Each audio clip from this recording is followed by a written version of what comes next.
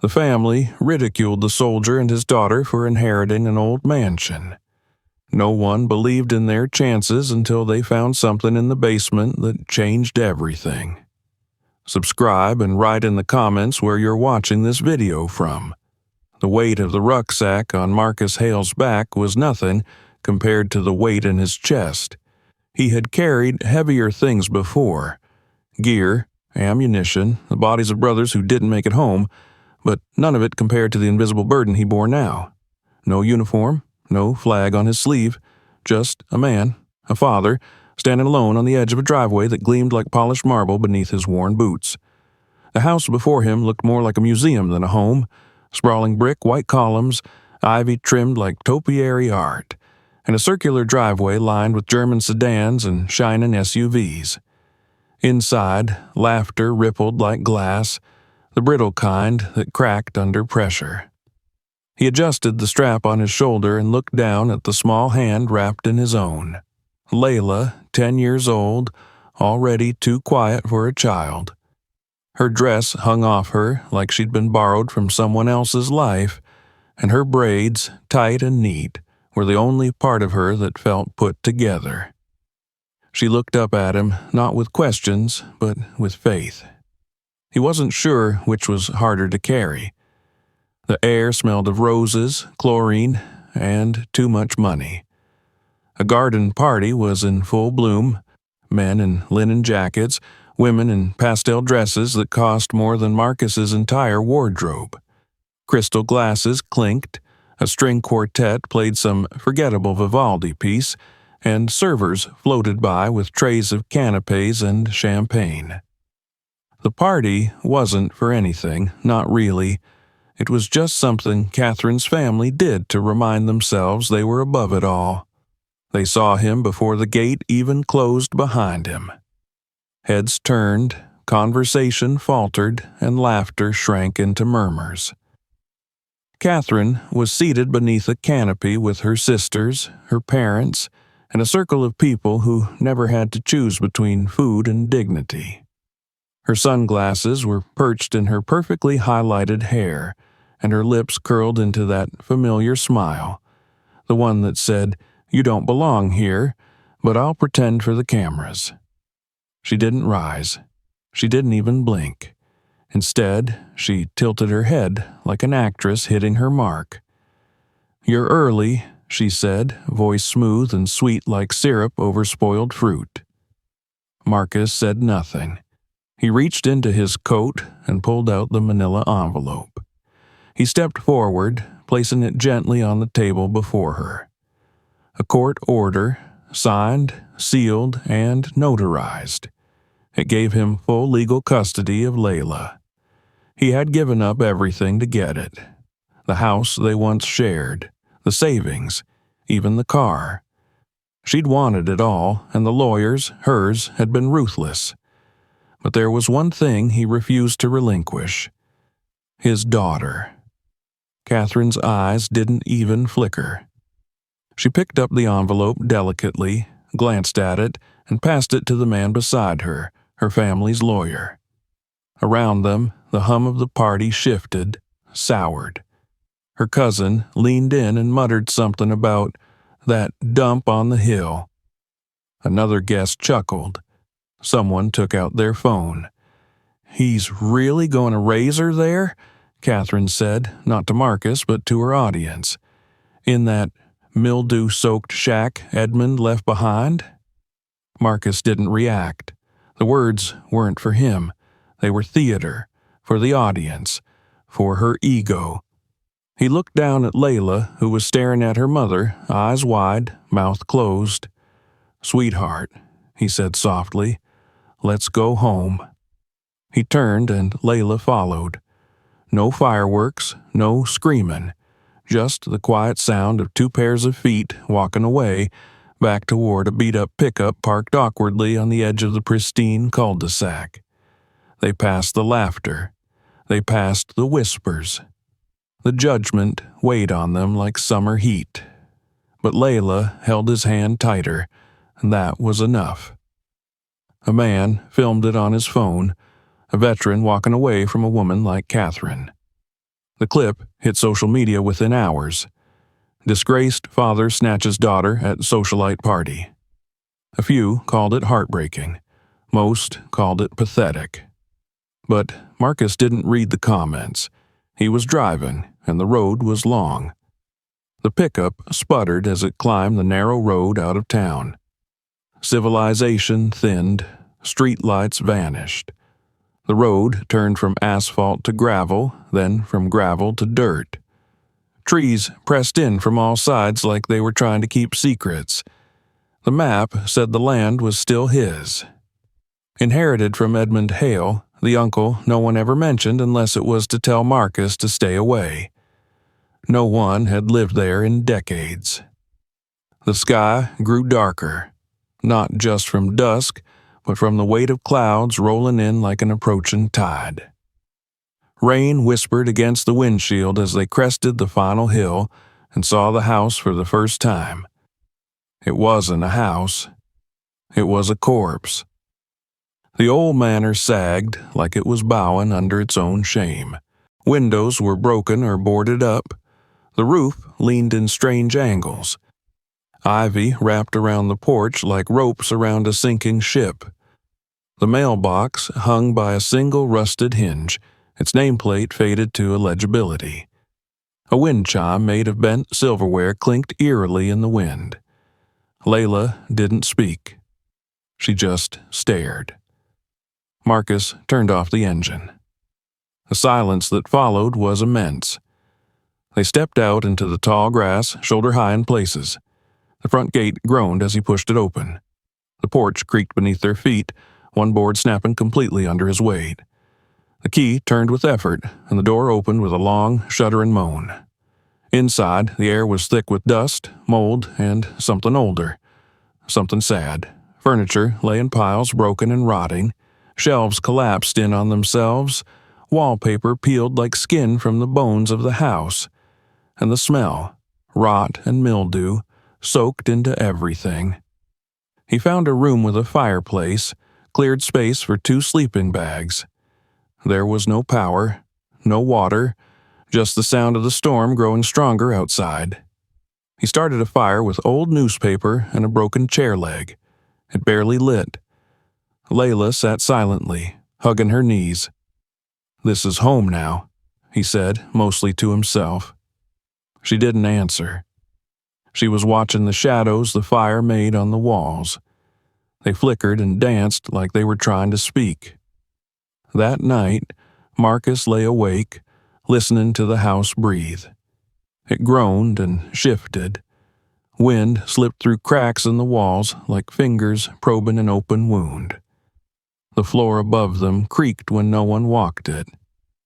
He thought of Catherine's smile, of the laughter, of the way she looked at Layla like an accessory she could live without. He thought of the deal he made, everything gone, traded for one thing, the chance to be a father. The storm raged, the fire hissed. His daughter slept, curled beside him, safe in a place the world had discarded. He closed his eyes. He'd been through worse. But he had never felt more alone, and the house, old and hollow, seemed to whisper back, "You're not alone here." And Marcus Hale, who had survived war and betrayal, began to wonder what kind of battle he had just walked into. Morning came not with sunlight, but with a pale gray haze seeping through cracks in the boards nailed haphazardly over the windows. The fire had long since died out, leaving only the acrid scent of charred wood and cold ash hanging in the air. Marcus stirred before Layla, his back stiff from the hard floor, his joints aching in ways they hadn't since combat. For a moment, he forgot where he was. Then the mildew, the stillness, the oppressive quiet of forgotten walls reminded him. The house hadn't shifted in the night, yet it felt different, heavier somehow, as if it had taken note of its new occupants and was waiting. Marcus moved slowly, not to wake Layla. She lay curled in the sleeping bag, one hand clutching a worn stuffed bear he hadn't even noticed her take from Catherine's house. It looked as out of place here as she did, bright, soft, loved. Nothing else in this place had been touched with care in decades. He opened the front door and stepped outside into the overgrown yard. The sky threatened more rain, but for now the air was still. The grass reached nearly to his waist in places, a chaotic jungle of weeds and wildflowers long uncut. Vines climbed the walls of the house like hungry fingers, threading through cracks and pulling at shutters. Everything about this place screamed, "Stay away," but to Marcus it was the only refuge left. He spent the next few hours taking stock. The porch was barely stable. The roof was missing shingles and sloped where water had eaten through the rafters. Inside, 3 of the downstairs rooms were unusable due to mold or structural decay. The kitchen smelled of long-dead mice and damp. The refrigerator stood like a ghost of modern life, unplugged, its door slightly ajar and covered in a fine green fuzz. The pantry shelves had collapsed in on themselves, scattering rusted cans and broken glass across the floor. Still, there was something underneath it all. Beneath the filth and rot, Marcus sensed bones, real structure, waiting to be uncovered. The house wasn't evil, just abandoned, like him. By noon, Layla had woken quietly without complaint. She stood in the doorway to the ruined dining room barefoot, arms wrapped around herself. "Do we have breakfast?" she asked. Marcus smiled as gently as he could. "We have peanut butter, crackers, and bottled water." She nodded solemnly, like a soldier accepting rations. They ate on an overturned crate in what once had been a study, surrounded by decaying books and toppled chairs. Layla said little, but she watched him closely, like she was trying to see not just what he was doing, but why. After the meal, she wandered off with her bear in tow, disappearing into one of the less damaged rooms.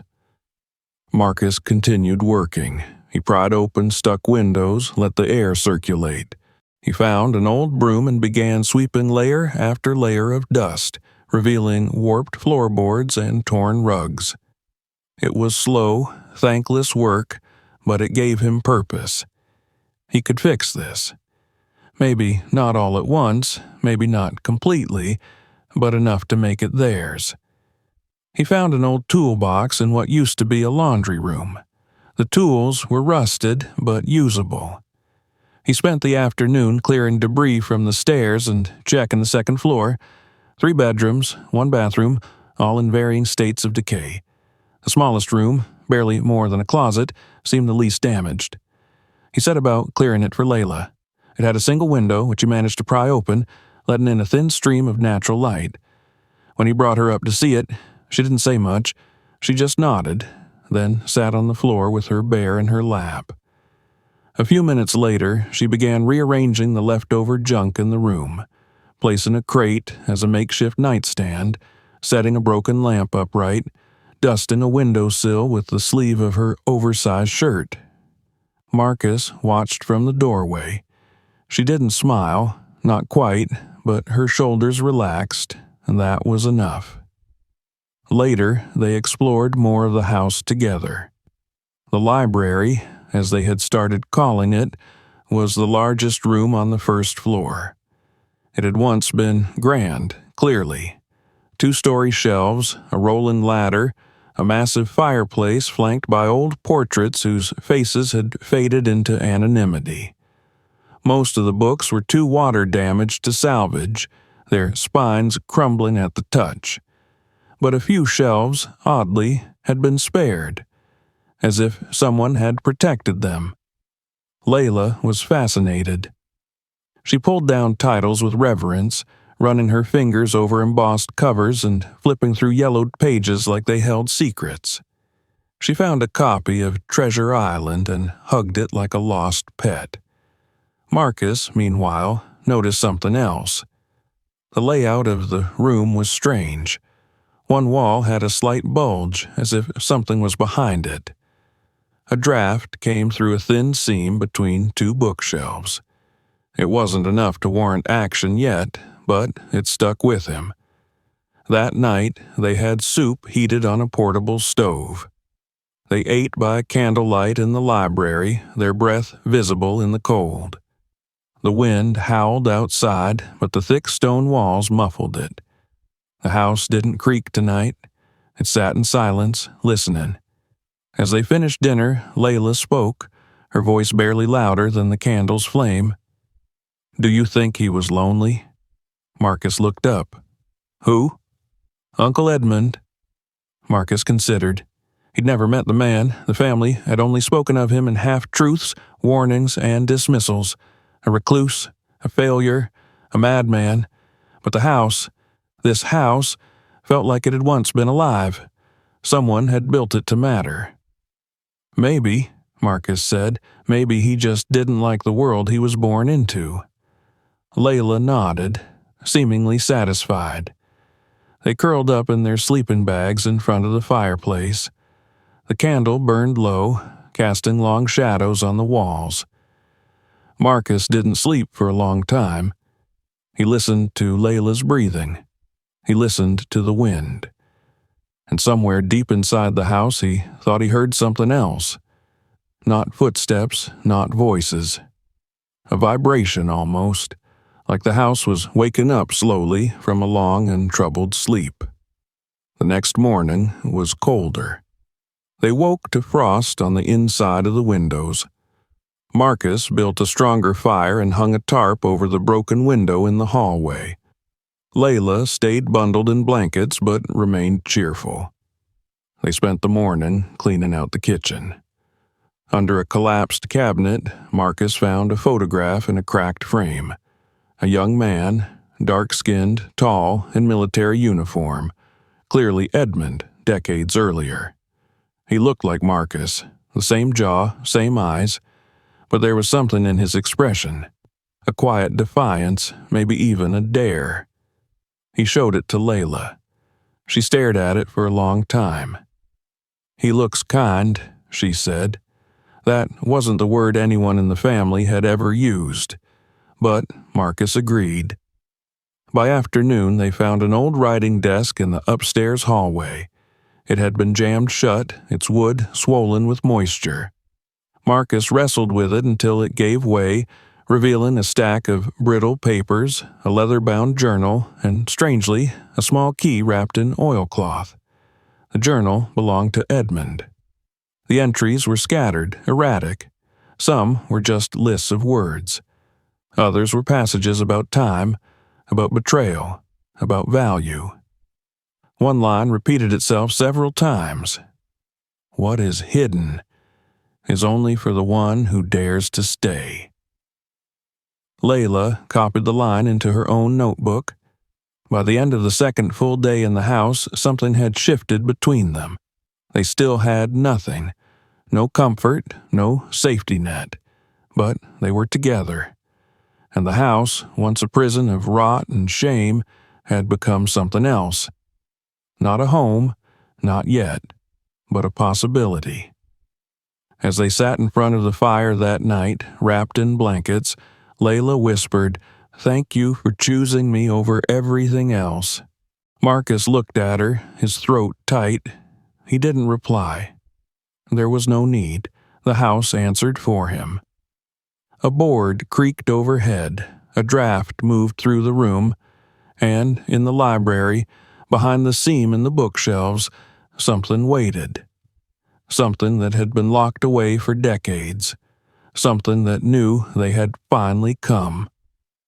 The days passed slowly, each one folding into the next like worn pages of an old book, weathered and unread for far too long.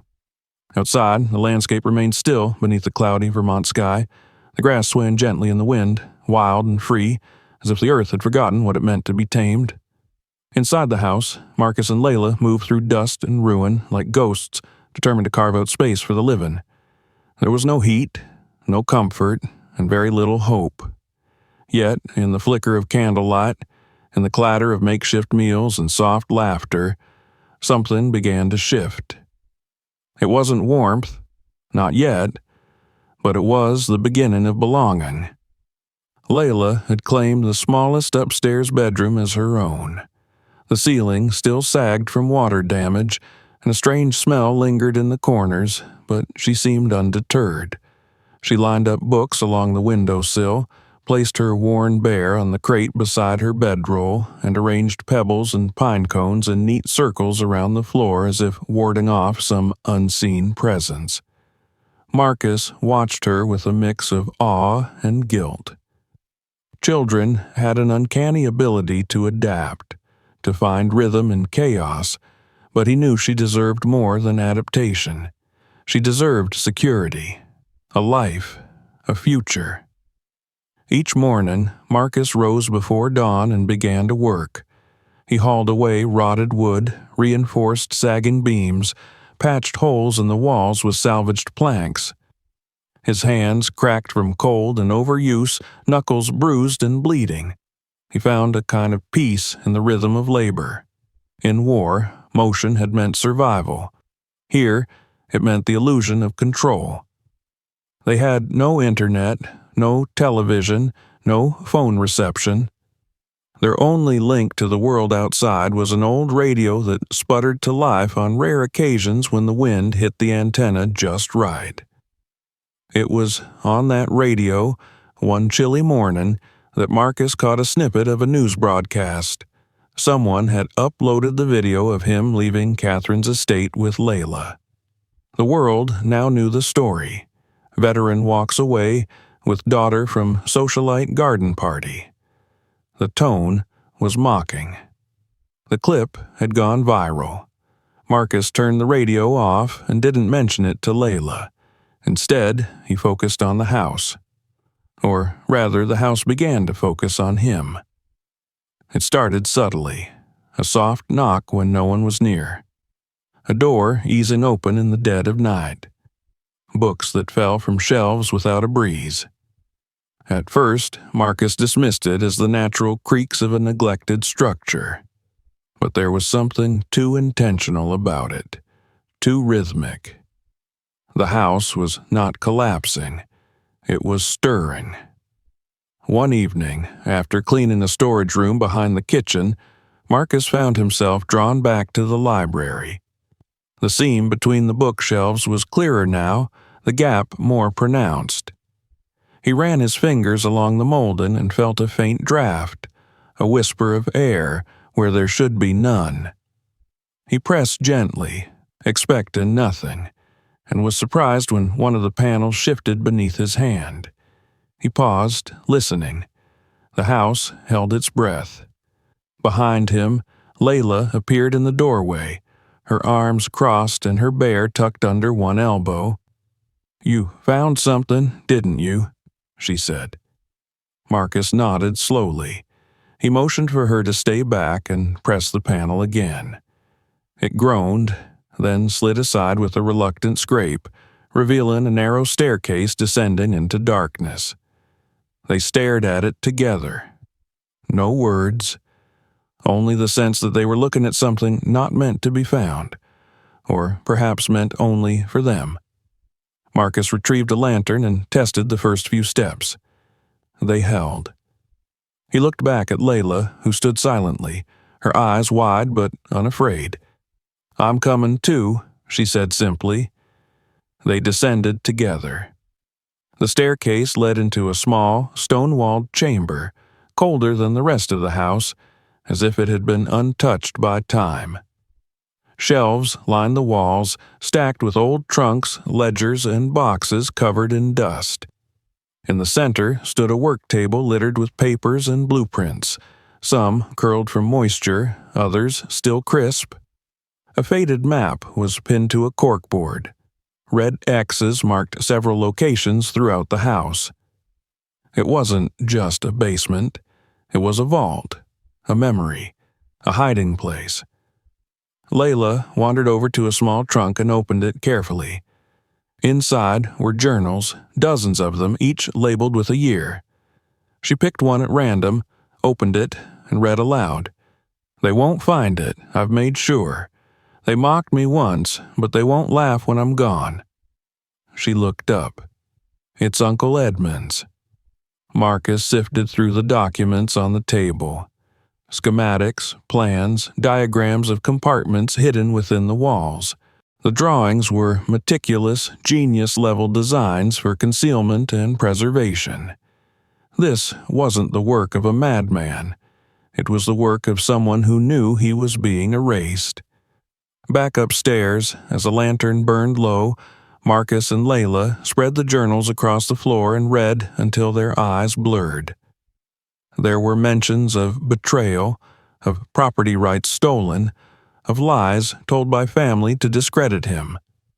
Over and over, Edmund wrote of something he was protecting, something valuable, but not just in terms of money. It was about meaning, legacy. Then came the phrase that echoed across multiple volumes. 3 tests, 3 keys. Only the one who stays will understand. They didn't understand yet, but they intended to stay. Over the next week, Marcus began to map the house according to Edmund's drawings. He measured walls, tapped panels, traced beams. In the dining room, behind a large oil painting of a faceless woman, he found a narrow compartment containing a rusted key. It had the number 1 etched into the head. He showed it to Layla, who added it to a shoebox they had repurposed for discoveries. She was keeping a record of everything. Drawings, notes, transcriptions from Edmund's journals. Her handwriting was small but precise, and she developed a system of symbols to categorize the items. She was no longer just a child surviving her circumstances. She was a part of the hunt. They found the second key in the attic, beneath a loose floorboard hidden beneath an old cot. It was wrapped in wax paper and smelled of cedar. On it, the number 2, etched with more care than the first. The third was the most elusive. Days turned into a scavenger chase through rot and dust. Marcus had to disassemble part of the staircase to uncover a hollow post where the final key had been hidden. It took hours of labor and more than a few splinters, but when he held the third key in his palm, number 3 barely visible under the grime, he felt something settle inside him. A silence, the kind that comes only when a puzzle begins to fit. They returned to the basement and explored further. In the far corner of the room, half buried behind stacked crates, they found a wooden hatch embedded in the floor. It was locked with 3 padlocks, each ancient and engraved with a Roman numeral. Marcus looked at Layla. She didn't say a word. She just handed him the box of keys. One by one, they fit. One by one, the locks opened with a heavy metallic click, releasing tension that neither of them knew they had been carrying. Beneath the hatch was a trunk, old, steel-reinforced, sealed tight. Marcus gripped the handle and pulled. The lid creaked open with a groan that echoed like thunder. Inside, neatly packed and astonishingly preserved, were stacks of gold bars, antique coins and velvet-lined cases, sealed bond certificates, stock documents from companies that had since grown into global giants. Marcus reached in, stunned, and pulled out a small velvet pouch. It contained a diamond-studded pocket watch engraved with the Hale family crest, and beneath it all, a single folded sheet of parchment, yellowed but intact. Marcus opened it. "To the one who understands the worth of this home, you found me. You saw past the ruin, the rot, the lies. I leave this not because of blood, but because of belief. You stayed. That is enough." Edmund Hale. They didn't speak. They couldn't. The weight of it was too great. Not just the treasure, but the validation. Marcus held the letter like a relic, and Layla pressed her head to his arm. In that moment, the silence of the house wasn't oppressive. It was reverent. They closed the trunk and resealed the hatch, marking the location on their map, but telling no one. Not yet. That night, as they sat by the fire, the wind rose and the house creaked, not with menace, but like an old friend stretching after a long sleep. Layla looked at him, her voice soft. "Maybe we don't need what Mom has. Maybe this is enough." Marcus didn't answer right away. He looked at the house, the walls that had once whispered threats and now hummed with quiet purpose. He thought of the laughter at the party, the looks of disgust, the smug certainty that he would fail. Then he looked at his daughter. She was smiling, not because of gold or treasure or revenge. She was smiling because, for the first time, they belonged. And he knew without a shadow of doubt that the house had chosen them just as surely as they had chosen it. The morning after unlocking the trunk felt strangely anticlimactic. The world hadn't changed.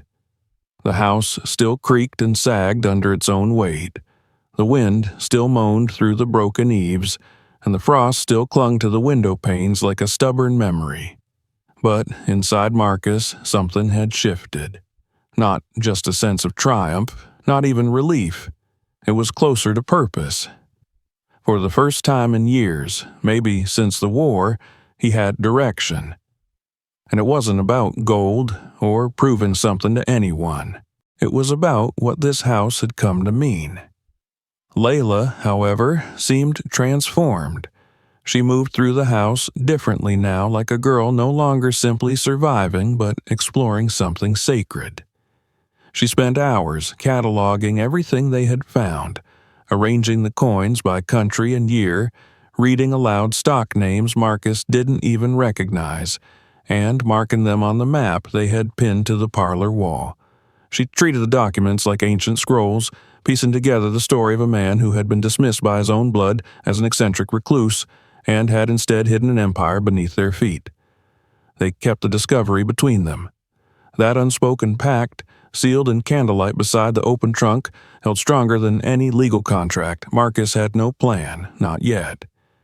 The idea of what to do with the treasure felt too large, too distant, like trying to stare directly into the sun. All he knew was that this house, this strange, half-rotted relic of a man no one wanted to remember, was no longer just a shelter. It was a promise. He returned to the journals. Not all of them were written in the same tone. Some read like manifestos, laced with fury and disappointment, lashing out at a family that had cast Edmund aside. Others, however, were quiet, meditative even. He had kept meticulous records, not only of his estate and holdings, but of the land, the weather, even the behavior of birds nesting in the attic rafters. He had been alone for decades, but not idle. Somewhere between paranoia and brilliance, Edmund had carved meaning into every inch of this place. The vault was not a hoard, it was a message. Someone, someday, would see the value where others only saw decay. And now, someone had. Marcus felt the pressure building before it came. Something about the air changed, like the pause before a storm. A silence too absolute to be natural. That afternoon, a black SUV crept up the overgrown drive, moving slowly, like it feared scratching its pristine body on the brush. Marcus watched from the front steps, his arms crossed, as the car parked awkwardly beside the rusting remains of his own pickup. He didn't move. He already knew who it was. Catherine stepped out, sleek and poised as ever, her blonde hair pulled tight, her sunglasses reflecting the dying light of the winter sky. A man followed, early 40s, expensive suit, eyes scanning everything with surgical detachment. Marcus knew a lawyer when he saw one. Layla stood behind the screen door, silent. Catherine didn't waste time. "I heard you made a discovery," she said, not bothering with small talk. Marcus said nothing. She looked past him at the house, her nose wrinkling slightly. "We were worried about Layla's well-being. This place, she gestured vaguely, is hardly suitable. The lawyer stepped forward, handing over a folded packet of documents. Marcus didn't take them. The man laid them on the step instead. "We're seeking emergency review of the custody arrangement," he said. "Concerns have been raised." Marcus raised an eyebrow. "Concerns," Catherine echoed, "about where she's living, what she's exposed to, whether she's being properly educated, fed, safe." "She's safer than she ever was with you," Marcus said finally. Catherine's mouth tightened. "Be reasonable. She deserves better than this. Whatever you think you found—" Marcus didn't let her finish. He turned and walked back inside, leaving the papers on the porch.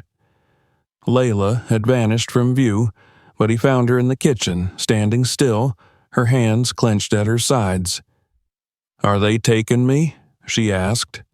"Not without a fight," he answered, but he could already feel it happening. The air outside had shifted. Word had spread. He didn't know how, but someone had leaked it. The gold, the bonds, the house. The world had smelled the blood in the water, and the sharks were circling. The following days blurred together. Reporters came first, nosy and relentless, circling like crows. Then the officials. City inspectors, child services. A letter from the county arrived demanding proof of ownership, restoration plans, property tax records. He answered what he could, stalled what he couldn't, and tried to keep Layla sheltered from the worst of it. But she was smart. She heard the whispers, saw the headlines online when she borrowed his phone, and eventually the story exploded. Veteran strikes gold in haunted mansion. Child living in unsafe conditions amid hidden fortune. Family of socialite seeks custody over concerns of welfare. They spun it every way they could. Marcus the unstable. Marcus the bitter ex. Marcus the squatter on forgotten wealth. Catherine's family hired more lawyers, publicists, consultants. They flooded social media with photos of Layla from years past. At dance recitals, dressed for Christmas, smiling under a tree they'd paid someone else to decorate. Meanwhile, Marcus could barely keep the house from falling in on itself. He moved the trunk to a hidden chamber below the basement, one not on any blueprint. He reinforced the hatch, sealed the walls, and concealed it beneath false flooring. If they came for it, they wouldn't find it. But they wouldn't stop coming. He knew that now. And then came the worst blow. The judge, pressured by lawyers and press, ordered a temporary transfer of custody to Catherine, pending full review. The hearing was set for a month away. Until then, Layla would stay with her mother. She didn't cry when they came. That hurt the most. She packed her little bag, took her bear, and looked him in the eye. "I know you'll fix this," she said. Then she left. The house grew colder. He wandered its halls like a soldier lost in enemy territory. The silence was different now. Not reverent, not comforting. Hollow. He sat in the library, surrounded by the journals and maps, and stared at the flickering candlelight until his vision blurred. The fire in the hearth had long since died. Outside, the trees bent under the wind. He picked up Edmund's letter again, read it for the 1,000th time, searching for something he'd missed. The next morning, he started digging. Not in the ground, but in records. He requested files, searched archives, sent letters. He scraped together enough cash to hire a private investigator, an old army buddy turned PI. Within 2 weeks, they had what they needed. Catherine had lied to the court. She had accepted federal aid as a single mother while Marcus was still paying for everything. She had never filed proper reports about their custody agreement. More damning, she had returned to town the day after the news broke about the treasure. No prior contact with Layla, No request to visit, no concern expressed for her well-being. Worse still, testimony began to emerge. Former nannies, teachers, neighbors, quiet voices who'd seen too much and said nothing until now. They painted a picture not of abuse, but of absence, of a mother who dressed her daughter in luxury but forgot her birthday, who posted staged photos for clout and left the actual parenting to hired help. A woman who, when she learned her ex-husband had found something valuable, suddenly remembered she had a child. Marcus compiled it all into a file: statements, financial records, affidavits. The story was no longer his alone. And still, something gnawed at him. Some fear he couldn't shake. Until he found it. Tucked between Layla's school books, left behind on her small crate nightstand, was a single sheet of paper. Lined from her notebook, written in pencil, uneven and faint. "Dad is my home." He sat down right there on the floor and wept. The kind of cry that breaks your back and washes through years. It didn't matter what the lawyers said or what the press twisted. That was the truth. A child knew it. The house knew it. And he would not let it be taken. He sent the file to the judge, the state council, and the media. He went back to work on the house, fixed the porch, painted the walls, replaced what he could and cleaned what he couldn't. Not because it would change the court's mind, but because it was theirs. It always had been. Snow fell in thick silence, blanketing the hill in white, muting the crunch of gravel beneath the boots of strangers. Marcus stood at the top of the porch stairs, arms folded, shoulders squared against the wind, watching as another car idled at the edge of the driveway. It was the third that day. This one was newer, sleek, black, tinted windows that betrayed nothing of who sat behind them. But Marcus already knew the kind of people inside. Wealth wore the same mask, no matter how many lawyers it hired. He hadn't slept more than a few hours in weeks. Since Layla had been taken, the house had grown too quiet, not in a peaceful way, but in a hollow one. Even the boards didn't creak like they used to. The walls, once whispering secrets and sorrow, now only echoed the empty space she left behind. He found traces of her everywhere. A sock caught beneath the old radiator, a dog-eared page of Treasure Island, a doodle of a crooked house with two stick figures holding hands and a bear in the middle. He carried that drawing folded in his pocket every day like a prayer. When the lawyer stepped out of the car, followed by another man in a sharp overcoat, Marcus didn't move. The first man adjusted his scarf, waved politely, and started up the walk. The second hung back, scanning the property as though it were all ready for sale. Marcus said nothing. "We just want to have a conversation," the first man said when he reached the top step. Marcus stared. "You've become something of a sensation," the lawyer continued. "Veteran hero, reclusive mansion, hidden fortune. It's quite the narrative." "I didn't write it," Marcus replied. "No," the man agreed, smiling without warmth. "But you're benefiting from it." Marcus's jaw tightened. "What do you want?" The man's tone shifted just enough to betray the truth. "We represent interested parties, people who believe that this property and its assets have value that should be distributed, people who question your ability to manage such resources." "I'm not selling," Marcus said. "You may not have a choice." Marcus stepped forward, slowly, forcing the man back toward the stairs. "I always have a choice." The man adjusted his tie, nodded, and walked back to the car without another word. The tires spun in the snow as they backed away, but Marcus knew they'd be back. They always came back. Inside, he lit the fire, poured himself the last of the coffee grounds and sat in the library. The trunk remained hidden in its sealed chamber, untouched, undisturbed, but it may as well have been burning through the floor. He hated that it had become the center of everything. What once felt like a gift now pulsed like a target on his back. He turned to the file he had been building. Pages upon pages of evidence, not just against Catherine, but in defense of the truth. Witnesses, records, financial documents, character references, letters from teachers, statements from neighbors.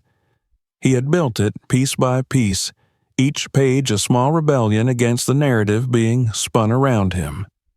But the real war was still ahead. The custody hearing was days away. His court-appointed lawyer had done everything she could, but the other side had resources, reputation, and a carefully crafted story. They painted Marcus as unstable, unfit, unwell. A man who had dragged a child into a collapsing house and kept her there in secret, surrounded by mold and danger. The treasure only complicated things.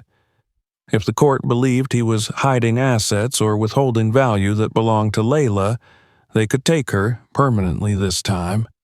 And Catherine had no intention of letting go, not because she loved her daughter, but because Layla had become a symbol. Proof that Catherine was still in control. Proof that she could erase the past. The snow continued for 2 days straight. Power flickered on and off, wind rattled the loose shutters, and the isolation of the hilltop grew heavier. Marcus didn't leave the house. He barely ate. He worked, repaired, polished. He replaced broken tiles in the entryway, repainted the front room using leftover buckets of beige paint he found in the basement. He fixed the stair rail that had splintered when they first arrived. The house began to shift again, subtly, as if acknowledging his effort. On the third morning, a knock at the door startled him. He opened it expecting another suit. Instead, he found Margaret Chun.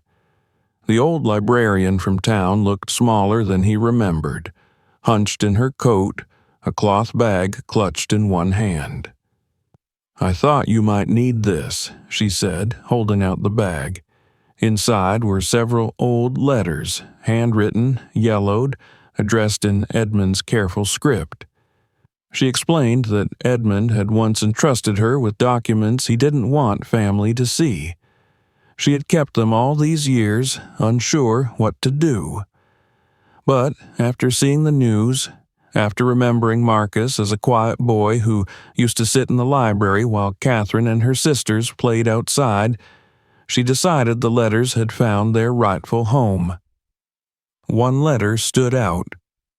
Addressed to my future heir, it was more personal than the others. In it, Edmund described how the family had turned on him, how they had tried to commit him when he refused to sell the estate, how they labeled him paranoid for protecting what he knew they would squander. He wrote about betrayal, loneliness, but also hope, that one day someone would understand that the true value of legacy wasn't in gold, but in belief, in staying, in choosing love over comfort. Marcus added the letter to the file. Another truth, another light in the dark. The hearing arrived on a bitter morning, the kind where breath freezes before it leaves your mouth. The courthouse was filled with too much noise, heels clicking, doors slamming, lawyers conferring in tight knots. Marcus sat alone at the bench until his attorney arrived, calm and professional, a file in her arms and worry in her eyes. Catherine entered like she always did, perfect posture, tailored coat, surrounded by a legal entourage. She smiled when she saw him, the kind of smile meant to draw blood. The judge was a woman in her 60s, sharp eyes and no patience for theatrics. She opened the proceedings with clipped instructions, then turned the floor over to the opposing counsel. They made their case in polished, rehearsed language.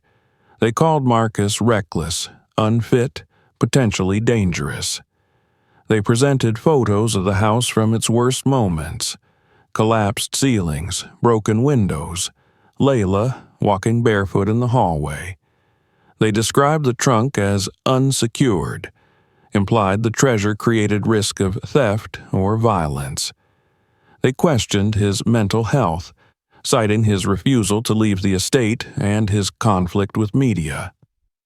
Then they called Catherine to speak. She was tears and grace. She spoke of fear, of sleepless nights, of worrying about the child she had let go of too easily. She said she didn't want to fight. She only wanted what was best for Layla. Then it was Marcus's turn.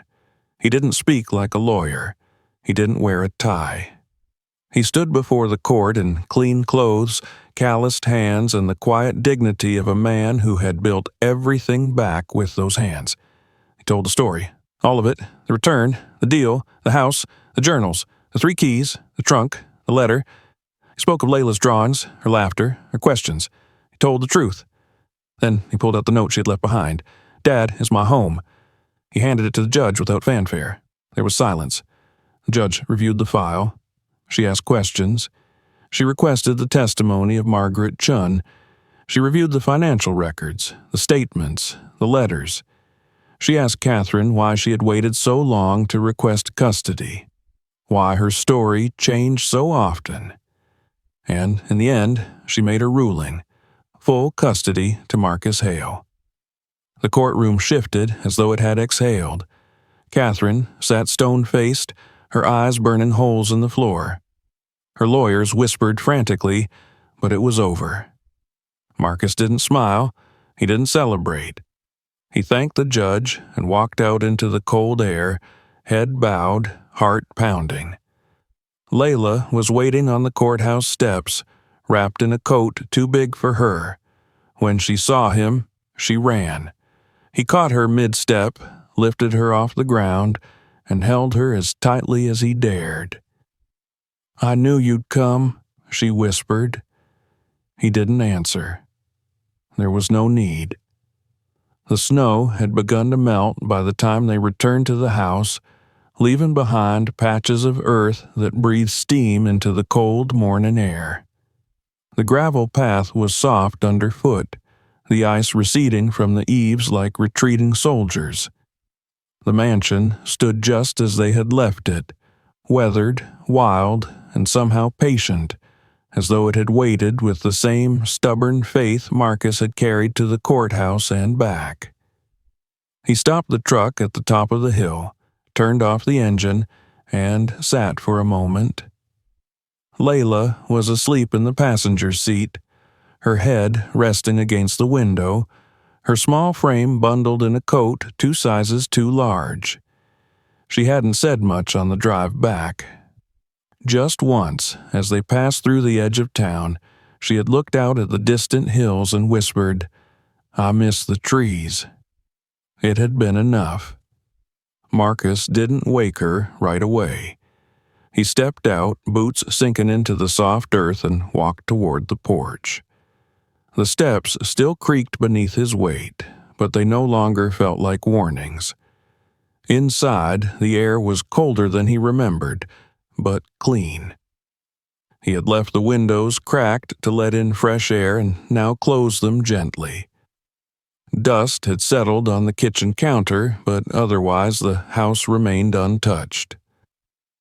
He returned to the truck and opened the door. Layla stirred, blinked slowly, and looked around. "We're home?" she asked. He nodded. She smiled and stepped out, her boots crunching in the damp gravel. She stood in front of the house for a long moment, her gaze sweeping the roof line, the crooked shutters, the ivy that had begun to thaw and hang like green threads from the walls. Then she took his hand and squeezed. The next days passed like an exhale. No reporters, no lawyers, no courtrooms, just the crackle of firewood, the creak of old floorboards, and the soft hum of two people rebuilding something they had never truly been given. Marcus resumed his repairs, tightening beams, sanding window frames, clearing the yard of branches snapped by winter's weight. Layla returned to her routines, schooling from the kitchen table with books and worksheets mailed in from the district, drawing in the margins, humming songs she never sang aloud. They restored the library together, carefully moving salvageable books to the cleanest shelves, cataloging the ones that had survived decades in silence. Layla set up her own little desk in the corner, where she transcribed passages from Edmund's journals into a fresh notebook. She spoke less about the treasure now, and more about Edmund himself, wondering aloud who had written him letters, whether he'd ever had a dog, whether he had once stood in the same spot she now sat in. One evening, she showed Marcus a passage she had copied. "Silence," it read, "is the language of houses. They speak in stillness, not to be heard, but to be felt. Only those who stay long enough learn to listen." She looked up at Marcus with a question in her eyes. He nodded. "I think he was lonely." "I think he was waiting," she replied. Time, like the snow, began to loosen. The days grew longer. The wind warmed. Green crept into the edges of the hill, and the air smelled of mud and growing things.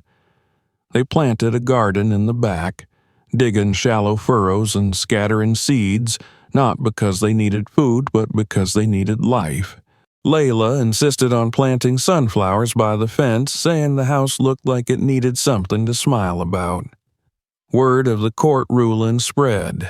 The media lost interest quickly when no lawsuits followed, when Marcus refused interviews, when Catherine's lawyers declined to appeal. She left quietly, her pride too wounded to remain in the town that had briefly turned against her.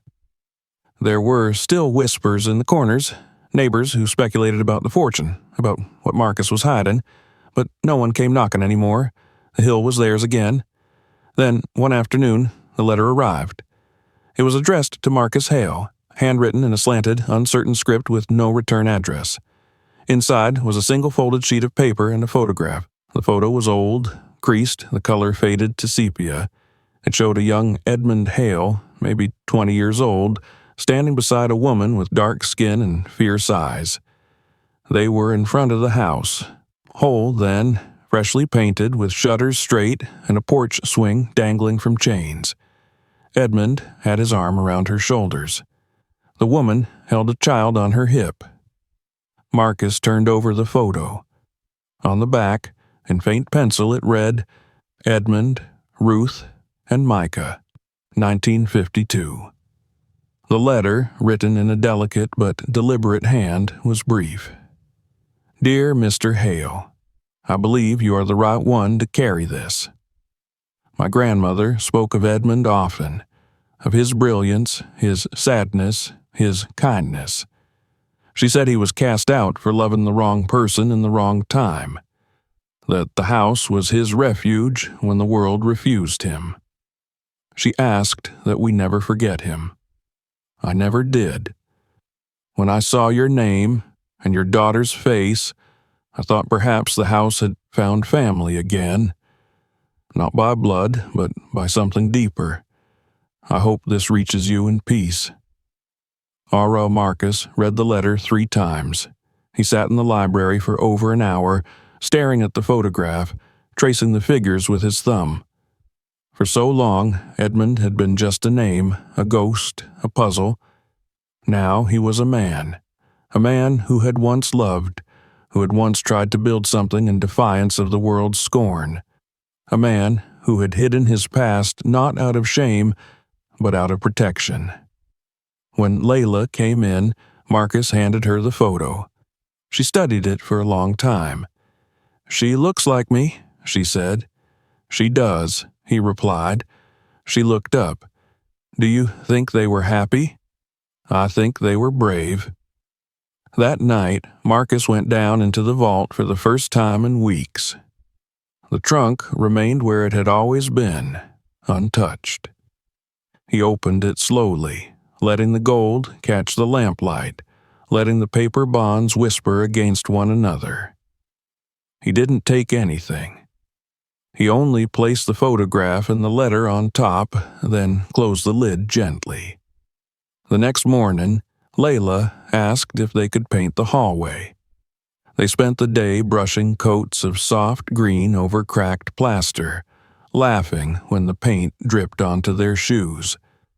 Marcus found a small radio and rigged it to play old jazz records they found in the attic.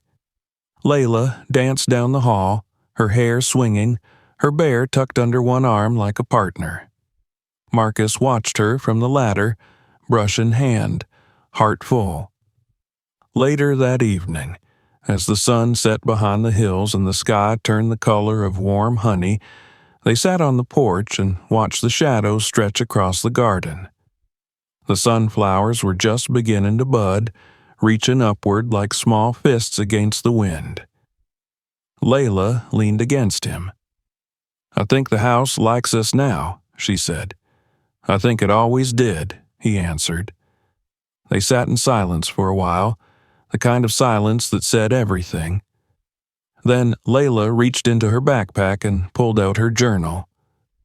"I want to read you something," she said. Marcus nodded. She flipped to the last page, cleared her throat, and began. Once there was a house that everyone forgot. It was too old, too broken, too full of shadows.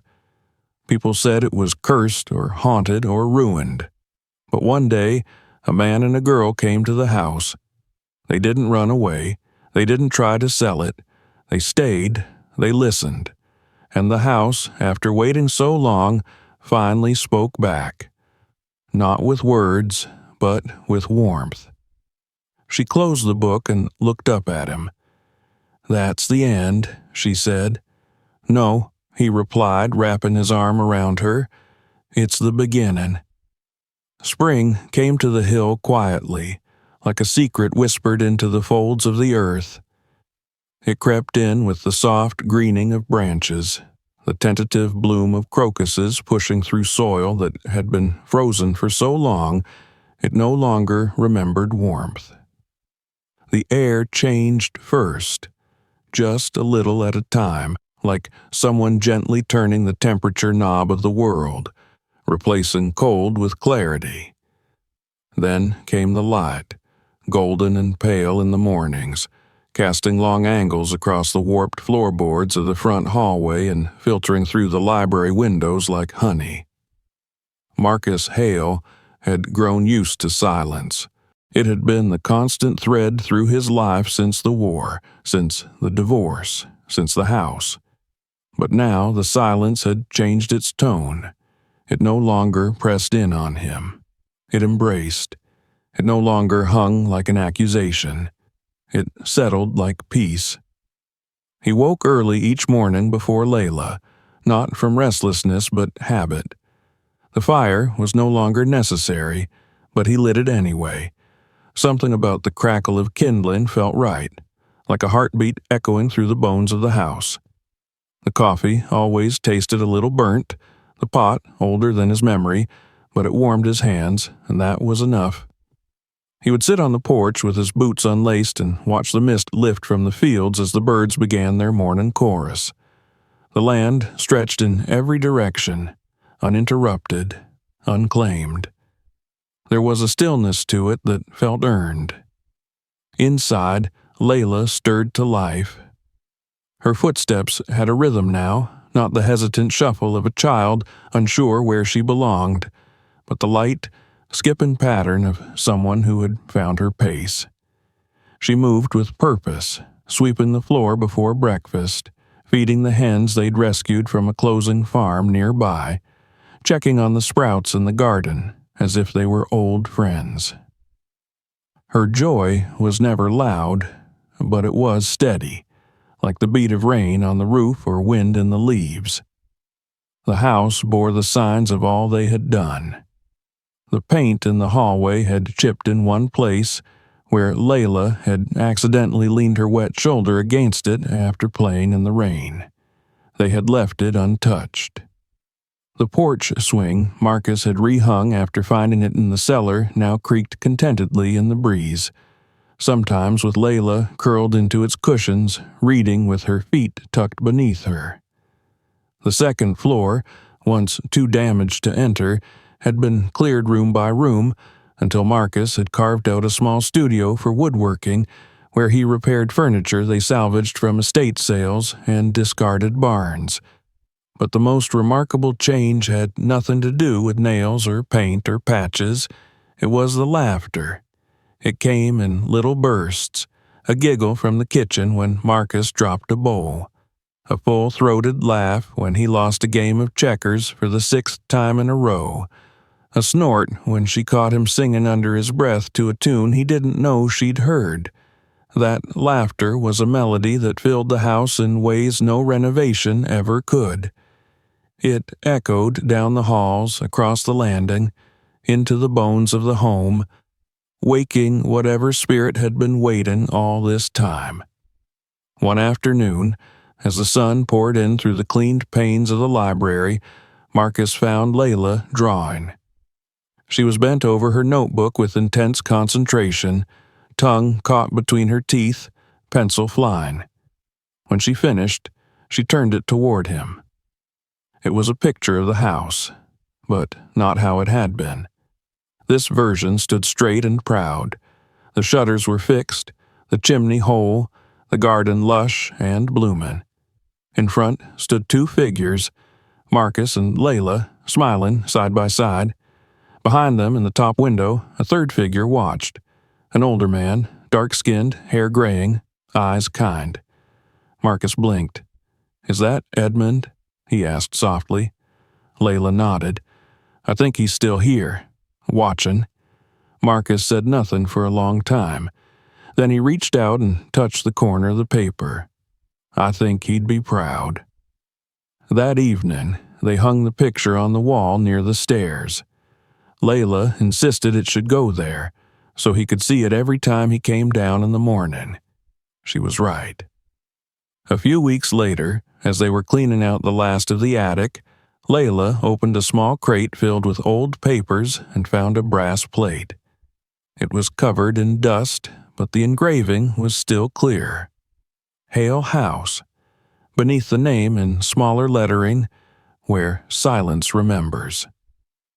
They mounted it beside the front door. Neighbors began to stop by cautiously at first. A woman from the town's historical society brought old photographs, including one of Edmund standing beside a barn that no longer existed. She wept when she saw the restored front room. A retired teacher of Marcus's showed up with a worn copy of To Kill a Mockingbird, the margins filled with notes from when Marcus had been 15, a boy who had once been invisible to a town that never tried to see him. They came not out of curiosity, but respect.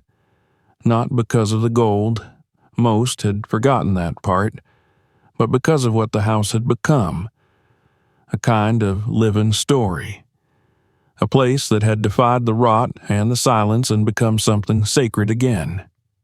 One evening, as the sky faded from amber to blue, Marcus and Layla sat on the porch and watched the fireflies rise from the grass. "Do you ever miss it?" she asked suddenly. "Miss what?" "The world, before." He thought about that for a while. The world before the house, before the courtrooms, before Catherine, before the war. "No," he said at last, "because I don't think I was in it." Layla leaned her head against his shoulder. "I'm glad you're here now. I'm glad you brought me here." Later that night, Marcus found himself walking the halls after Layla had gone to bed. The house creaked beneath his steps, but not with protest. It creaked like an old tree settling its roots deeper. He paused in front of the library and opened the door. The fire in the hearth had died, but the room was warm. He sat in the chair near the window and listened. No wind, no storm, just the heartbeat of the place, steady and quiet. He thought of Edmund, of the journals, of the hidden trunk. He hadn't touched it in months, hadn't needed to. The wealth remained untouched beneath the boards, but the real inheritance had been something else entirely. This, the stillness, the safety, the voice of a house that had learned to speak again. He stood, crossed the room, and opened the window. The night breeze swept in, cool and clean. Somewhere in the distance, an owl called. Marcus smiled, turned off the light, and let the darkness settle around him like a blanket. In the morning, Layla would find another note on her door. Just one sentence written in her father's careful hand. The house is ours now. And in the silence, the house would answer.